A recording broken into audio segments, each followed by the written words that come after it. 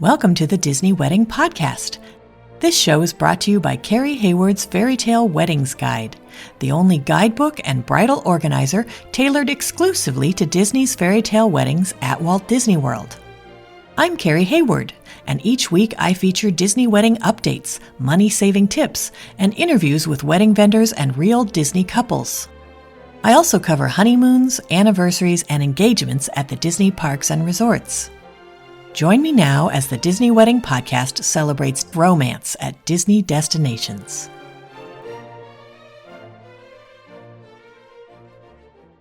Today on the Disney Wedding Podcast, I am speaking with Disney bride Jayde Cuffé about her blessing ceremony inside Magic Kingdom, her wedding ceremony at the Wedding Pavilion, and her reception at the Whitehall Room and patio at the Grand Floridian. Because Jayde is a wedding planner herself, I thought you guys would love to hear about how she planned this whole Disney wedding and how it all turned out. So welcome, Jayde. Hey, Carrie. Thank you so much for having me. Thanks so much for being on the show today. I always like to start at the very beginning and find out how you and your fiancé decided that you wanted to have your wedding at Disney. Disney is a very special place for me. I have been over 50 times, which is quite a lot for somebody from England. I have the most amazing memories there growing up, memories with my grandparents, my sisters, my parents. We love it there. And one day, apparently, I kind of remember it vaguely, but I was on the monorail into Magic Kingdom with my sister and my parents. And as we went past the Grand Floridian, we saw the beautiful Cinderella's coach with a bride riding inside it to her happily ever after. And I was just amazed by it. I was looking out the window, apparently. Yeah, I probably would have been about 5, so it's a bit hazy. And I told my parents, like, look at that lady, look at her. Wow, I want that to be me one day. She looks like a princess. And my dad, he made a joke saying, you'll have to find somebody to marry you first. And we carried on into the park for the day. And my parents, they tell me that I wasn't really interested in like the rides or anything. And I kept saying like, can we go back and find the beautiful lady in the carriage? So we were there for a couple of weeks. And a few days later, my mom, she obviously knew that people got married regular at the Wedding Pavilion. So she took me I can't remember where we were staying, but it wasn't at the Grand Floridian, but she took me for breakfast. And we kind of waited around. Would we see a bride? Walked around a little bit. And eventually we did. We saw the coach and we saw a bride, and it was amazing. And maybe that's where my obsession with weddings started. But yeah, we saw a bride, and after that, every trip I've been back to the Grand Floridian searching for brides. Strange pastime maybe. But yeah, I loved it so much, and it just started this whole journey. That's amazing. Okay, so it sounds like your family was probably not at all surprised when you said where the wedding was going to be. How did Joel's family react when they found out where the wedding was going to be? So when I met Joel, so Joel and I, we've been together for 17 years. So since we were at school, very, very young, he had never been to Disney World. And we went there for one of our first earlier vacations together, and he absolutely loved it. And I think his family knew he was fully converted to Disney. He loved the vacations there, and we just created so many new memories. And also he proposed to me at Castaway Cay, which is Disney's private island that you go on the Disney cruise. So very much Disney is a big part of our lives. And after we got engaged on the same trip, we thought, let's just pop in at it was Frank's, isn't it? We went to Frank's and we thought, we'll have a chat with someone, and we're newly engaged, we'll kind of look into this. And it was just the most incredible experience there. They were amazing. They showed us everything. We loved it. And we came home and we told everyone there and then that that's what we were going to do. So yeah, they were just excited for us, and everyone was excited for a trip out to Disney as well. That's fantastic. How many guests did you invite, and how many were able to make the trip? So we invited around I'd say around 65 guests, and 51 people came. So from the UK, that's pretty good going, I think. Yeah, definitely. Did you set up a room block for your guests, or were they mostly doing their own holiday villas? So we did set up a room block, but we quite quickly realised that in England at the time there was an offer on, and if you booked through Disney Direct, you got a Disney gift card included with your stay. And when we worked it out, kind of the value financially, it was better to do it that way than go via the room block. So we still went through the room block, as in they were really good actually at Disney, even though we didn't book through the room block directly. We gave all of the booking references and everything for everyone who'd booked independently, and they put us all together, which was fantastic. Oh, it's wonderful. Okay, so then how did you choose the day of the week and time of day for your event? Did it mostly depend on your venues? Yeah, so to be honest, the day didn't matter because everyone that was coming out to Florida, they're all on vacation. Nobody's at work, so that was fine. Yeah, it was just kind of dependent on, because we knew we wanted to do something in park. As you know, there's a lot of permissions and hard work that goes into finding a date that can work for everything that we wanted. So we were limited, but we were very, very flexible because ultimately everyone was on vacation. Got it. And I see sometimes UK couples ask about this because they're used to booking vacations so far in advance and Disney won't start working with them until much closer. How did you do that with your guests? Did you just sort of give them an idea of when it might be, or? Yeah, for sure. So we sent them a save the date very early on. I would say it was, oh gosh, over a year prior. And we said we were aiming for, I think we said the month, I think we said April on the save the date.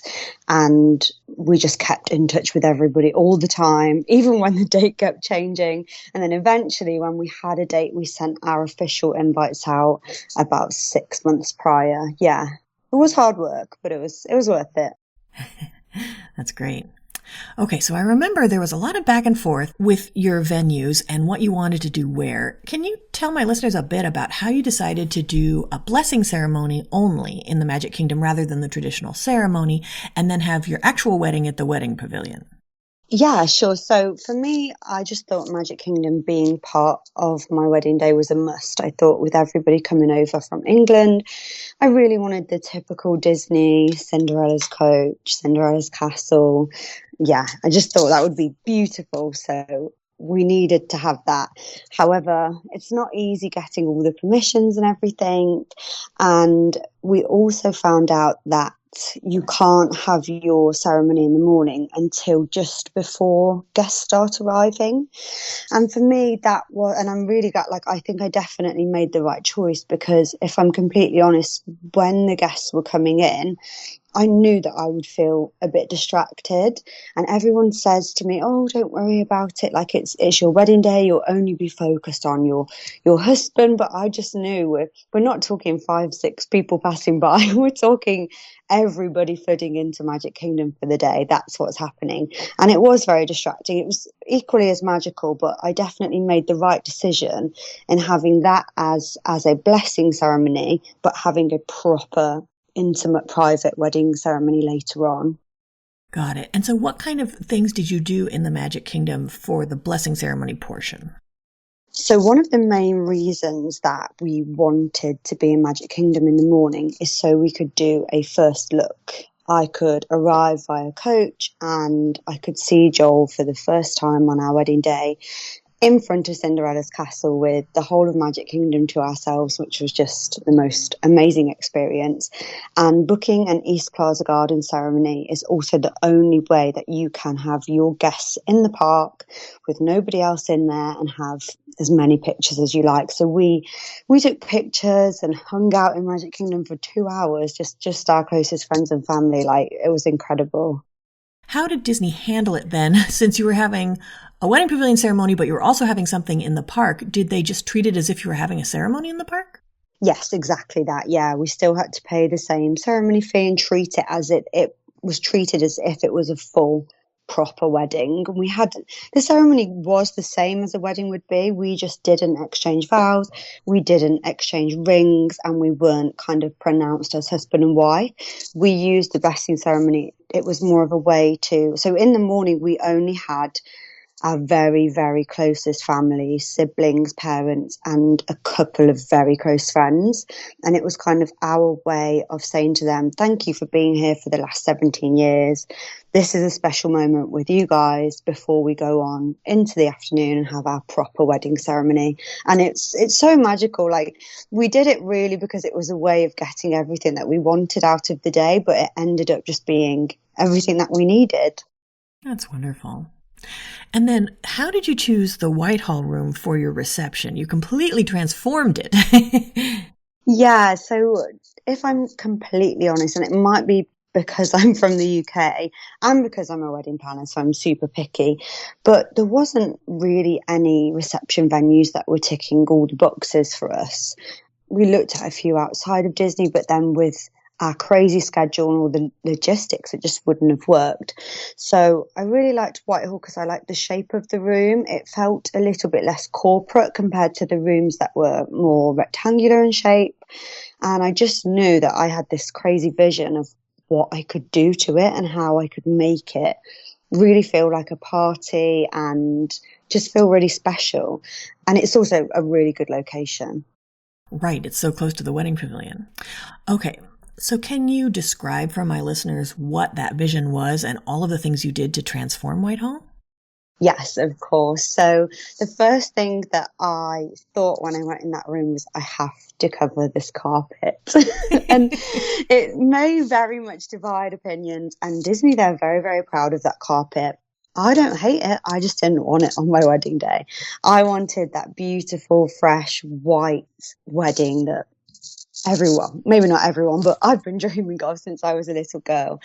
And I knew that I had to cover that carpet for sure. That was tough, battling with Disney to get that done. And then also I knew that I wanted it completely draped to get that lovely white look. And then I also, because I plan weddings for a living, I'm often in rooms full of people that are all so far apart and you can't talk to everyone. I wanted it to feel something between an intimate dinner and a party.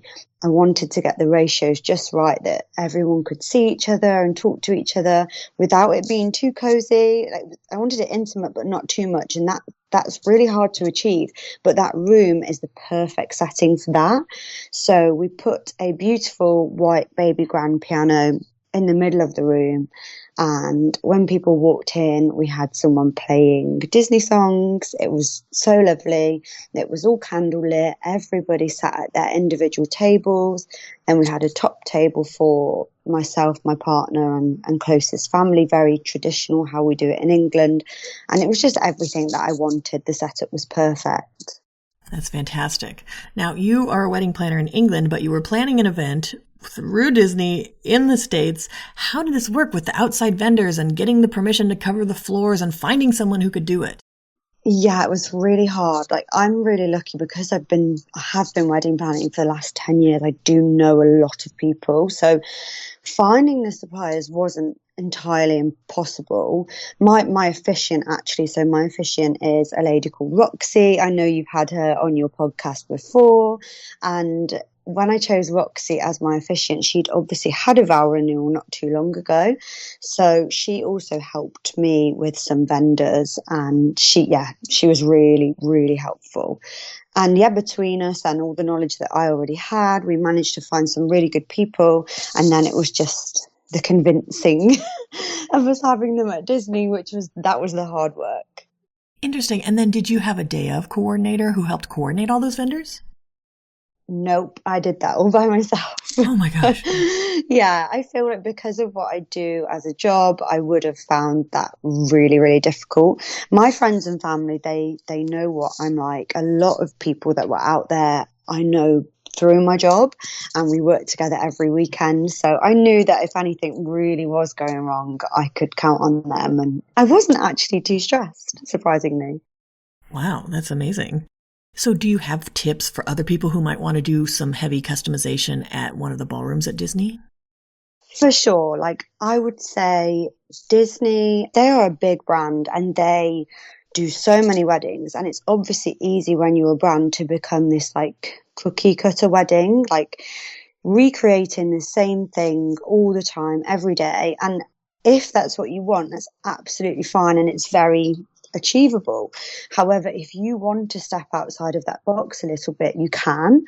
And I think a lot of people don't realize that because Disney don't offer, they say, oh, yes, we can do everything, but you almost have to do like so much of the thinking for yourself.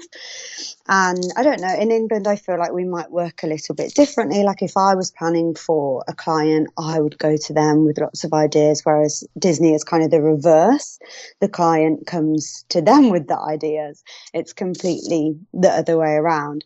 But I would say that it's achievable. You just have to do your research and you really have to think about the things that really matter to you and mean the most. I think as long as you're clear on yourself and your partner, what you would like to achieve out of your day, then you'll be fine. That's great. Now, how did you choose Reverend Roxy as your officiant? Because I have so many event people on my social media, I came across Roxy completely by accident. I think I don't know if it was TikTok or Instagram, but I saw this beautiful lady in this incredible outfit and I thought, wow, she's everything that I've been looking for. I loved her outfit. I loved her vibe. I really wanted somebody that was funny, that didn't take themselves too seriously. And most importantly for me was somebody that I could create a relationship with in the lead up to the wedding. I obviously plan a lot of weddings, go to a lot of weddings, and I think when the officiant doesn't know the couple, it's very obvious.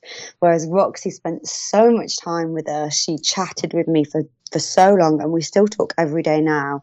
She's become the most incredible friend, and she even braved the crazy British hen do, or bachelorette as you guys would call it. Not many officiants will do that, but I knew when she said she would come on the hen do that I definitely found the right woman for the job. Now, can you talk about the kinds of entertainment that you added to the ceremony and the reception? Yes. So in the ceremony, I had a choir. They are a choir that I know from home. So they are based in England and they also have a base in Florida as well, which was super convenient. So they sung during our ceremony. Then they also sung us into dinner and they also sung for our first dance, which was incredible. They were amazing. We also had a string trio during both ceremonies and during our cocktail hour. We had a pianist during dinner. We had a visit from Mickey and Minnie. I don't know if that counts. Oh, yeah. And we had a DJ later on in the evening. And did you choose specific outfits for Mickey and Minnie? Yes. So my vibe was very much black and white monochrome. So that's what we went for. I like Mickey in a tux. He's so cute. And for the choir, were they on an approved vendor list with Disney, or did you have to go through an approval process? Yes, so we went through an approval process for the choir. So Disney offered me a choir that they already have, but the costing was just so high. And I also really wanted to use this choir that I already know. And they kind of bring a vibe from England, from where I'm from. They know me, they know what kind of music I like. And I really wanted it to be them. It was quite important for me. So I did have to put up a little bit of a fight, but eventually we got them approved through Disney. It wasn't easy, but it really was worth it. That's wonderful. Do you have any menu items or cake flavors that you would recommend? So because of what I do for a job, I am sick of the sight of cake. And I can't stand looking at cake, smelling cake. I don't like cake anymore. Before I was a wedding planner, when I was a teenager, all of my pocket money would go on cake. I used to love it. And then one day something just changed. And when I was around it all the time, I just didn't like cake anymore. So we decided, Joel's not crazy on it either. So we both decided what would we much rather have.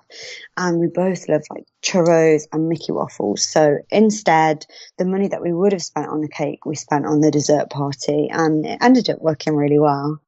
Now, for the dessert party, it got rained out. Were you still able to go out and see the fireworks?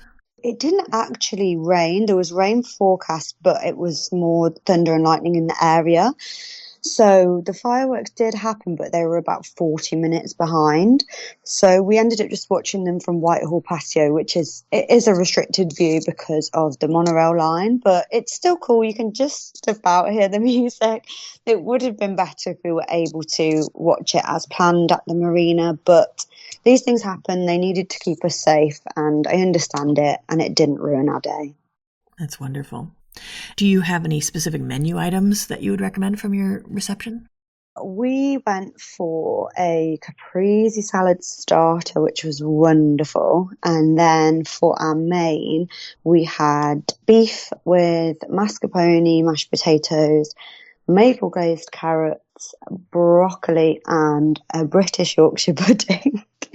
And it was great. It was really good. The food was lovely. And they also did a sorbet between courses. The service was really good. I loved how all of the waiters were dressed so smart and they were also attentive. I really do recommend the plated service. I feel like it brought such a lovely formality to the day. Okay, great. So can you give my listeners a timeline of how the day all fit together? Oh gosh, do you have time for this? Yes. I feel like it's the wildest Disney wedding timeline I've ever seen, but okay, let's go from the beginning. So this is a question, if ever I post anything on social media, the first question I get asked by everyone, and I don't know why, is what time was your hair and makeup? That's the first question I get. So if we go from the very beginning. So I had hair prep. So a lady, it's one of my best friends, she flew out and she put some extra extensions in, and we even ended up trimming my hair the night before. So that happened kind of between the hours of 8-9 p.m. and we were still doing my hair at nearly 1 o'clock in the morning the night before. So eventually, when I finally went to bed for around 40 minutes, the makeup lady was there knocking on the door at around 3 a.m. So at 3 a.m. we did my hair and makeup ready for the day. I then got picked up by a lady from the Disney Weddings team at 5 a.m. and headed into Magic Kingdom to get in the carriage for our first look at 5:45 a.m. So super, super early. And then our ceremony began at about 7:30, 7:45, something like that.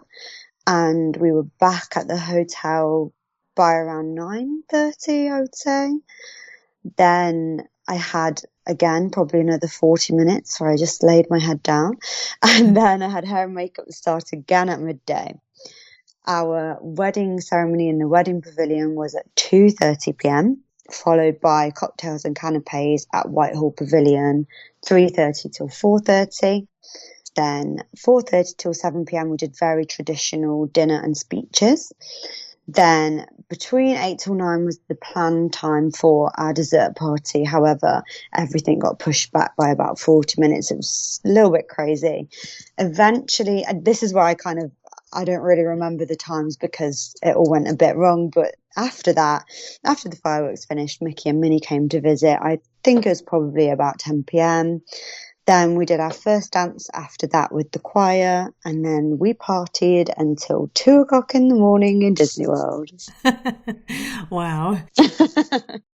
And thinking about that I do have a little tip about speeches. So a big tip that I give for people, brides of mine that are getting married, and I did this on my wedding day and it worked great. If you are doing the more traditional speeches, we staggered them throughout courses. So once everyone was seated, we did a speech, and then starter was served, and then there was another speech, then main was served, then there was another speech.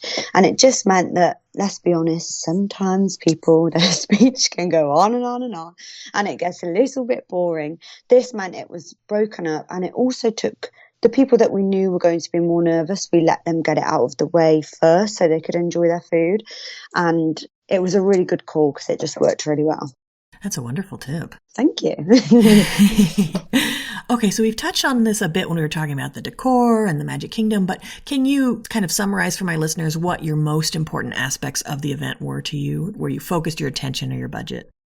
So my number one thing was having somehow, some way, to be able to be in Magic Kingdom in front of the beautiful castle by ourselves to do our first look. Originally, we wanted to get married in front of the castle. I know they're still advertising it as after hours, but the permissions and stuff are just so difficult. So to be able to get approval to have the first look, that was kind of number one priority for us, I would say. After that, the thing that I've learned from my career is that entertainment is really important. So creating a vibe, I really didn't want people to feel, I don't know how to describe it, a type of way whilst the ceremony was going on. You know, sometimes there's that anxiousness and waiting, and I just wanted it to be fun. So I can't wait to see the video of this actually, because I haven't seen it. I was waiting outside, but I made all of my guests get up and dance to the choir before I would walk in. So I just wanted to create this vibe with the entertainment. I wanted constant different things going on, the choir and then the strings and then the pianist and then the DJ, just constant entertainment throughout the day just to keep up that energy level. It was such a long day, and I've been a guest at so many weddings, or I've listened to guests at so many weddings because I'm at work, and I know what guests want, and I just think keeping them entertained throughout the day is super important. My third one, I would 100% say, is the decor. It was very, very important to me to get that look that I wanted. I had my dream wedding, which was a Disney wedding, but I didn't want to sacrifice that beautiful reception that I would achieve so easily in England. I knew that I could achieve it in Disney with a little bit of hard work. And yeah, we got there in the end. Now, were there any aspects that were less important where you saved your money or just your effort? For sure, I would say obviously the cake thing. We didn't want a cake, and also the food. We wanted food that we loved, but it wasn't a huge deal for us, as we knew the food at Disney is good. Like, we've been there so many times. We knew that the service would be good. It was just something we were a little bit more laid back on, was the food, I would say. Got it. Okay, so out of all of this, what ended up being your favorite memory from your wedding day? Without a doubt, the first look. So it was just, it's so surreal being in there by yourself. It was so silent as well, which I feel like nobody prepared me for. Magic Kingdom, you're just so used to it being so loud, and there's music and hustle and bustle. And yeah, it really was. I could literally hear myself breathe. It was silent and strange. But then as soon as I saw Joel, and yeah, it all just felt magical. And eventually he turned around and saw me. He literally ran to me, and it was so sweet, and just a moment I'll never forget. That's awesome. Now, did anything go wrong or just not turn out like you expected? Yeah, a couple of things. I mean, you can always expect there to be a little something. I feel like I'm the most organized person in the world. I had been over everything a million times, but I know from the career that I have that there's certain things in life that you just can't control, and you have to accept that. And one of those things was, of course, the weather. That was quite stressful, but again, like I've said, it didn't ruin our day. There was a little small mistake that happened maybe a week or so prior.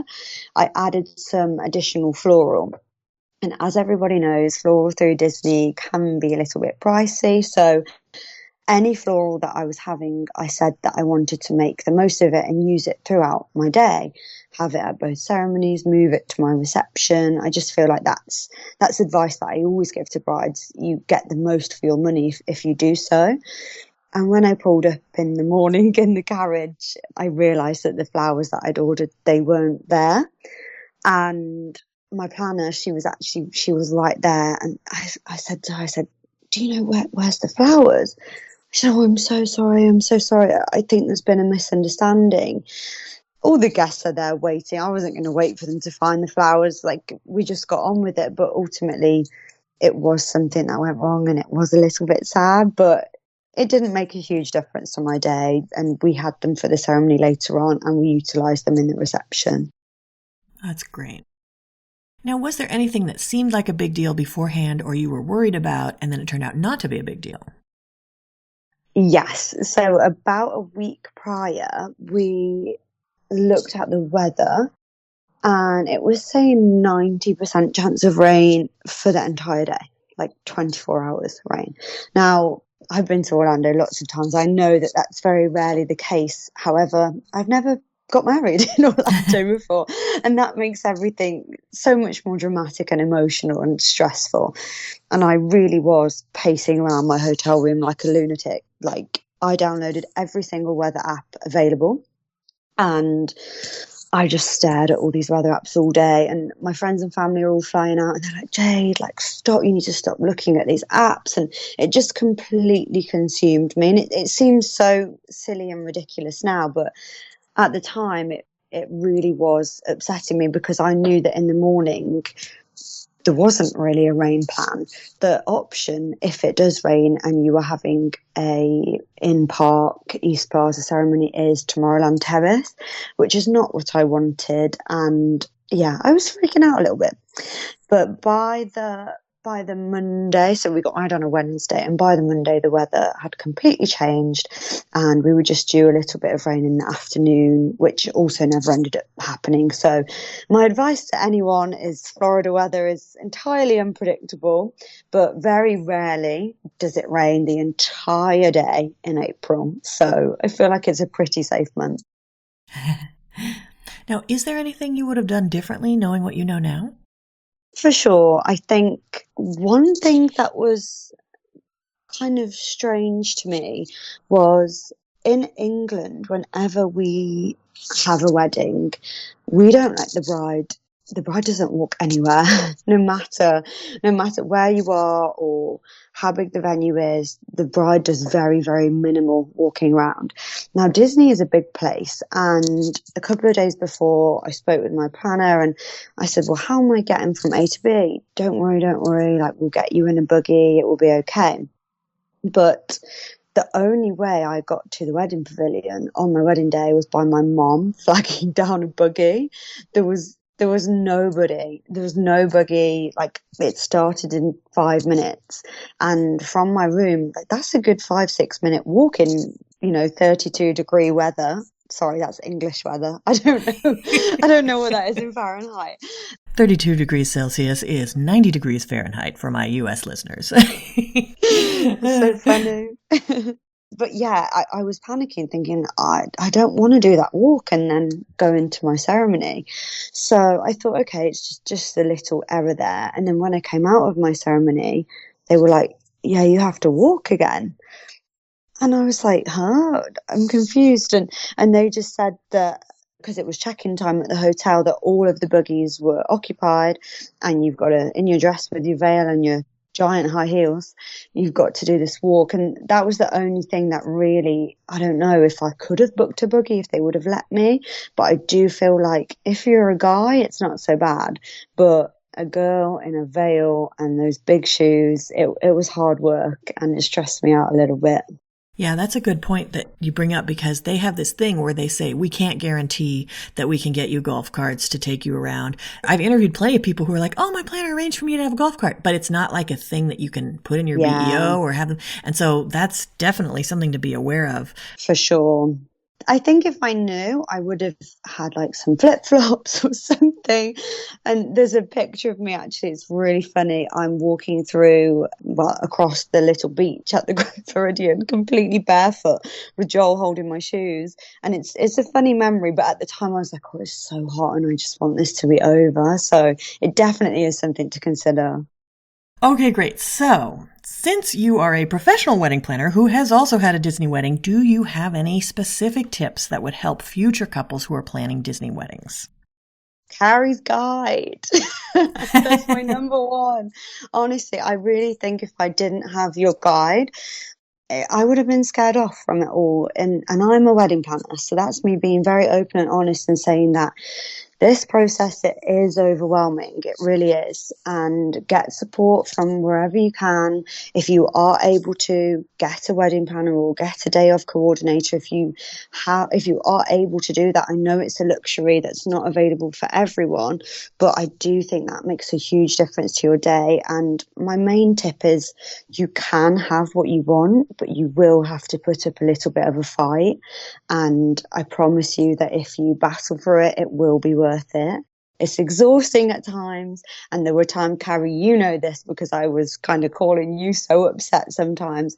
There are times when you are really like, oh my gosh, is this for me? Like, is this what I want? But it was worth it. It was worth every penny financially, and it was worth most of the stress, I would say, in the end. And yeah, I wouldn't change anything about the exact day.